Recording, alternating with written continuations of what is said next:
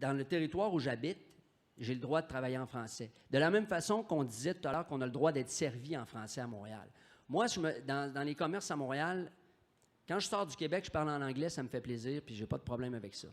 Mais chez moi, si tu me parles pas en français, ça marche pas.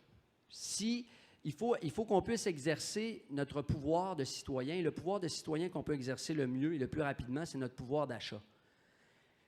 Tu ne me parles pas dans ma langue, je ne te donne pas mon argent. Salut. Moi, je fais ça régulièrement à Montréal. C'est très simple.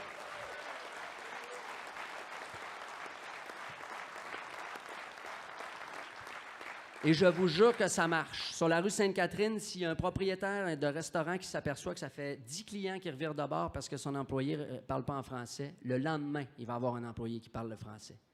Si on l'attaque au portefeuille, là, il va changer. Si on lui dit « Ouais, mais c'est à cause qu'au Québec, on a des lois puis on a des ancêtres patriotes », il va s'en calisser comme l'an 40. Mais si tu lui dis « Tu fais faillite dans 2 semaines, tu ne parles pas français », là, on va y régler son problème. Et ça, collectivement, nous avons une responsabilité. Moi, je le fais. Moi, j'en parle à tous les spectacles, à tous les fois que j'ai le micro pour parler à la télé. Si on avait été en nomination à la disque cette année, on n'aurait pas remercié Jésus, notre mère et notre compagnie de disques. On aurait dit « Le français recule à Montréal. Collectivement, nous devons être préoccupés par ça. » Ça ne veut pas dire d'envoyer chier les Anglais. Ça veut simplement dire de refuser de parler en anglais chez soi. Dans ma maison, c'est moi qui décide comment ça marche.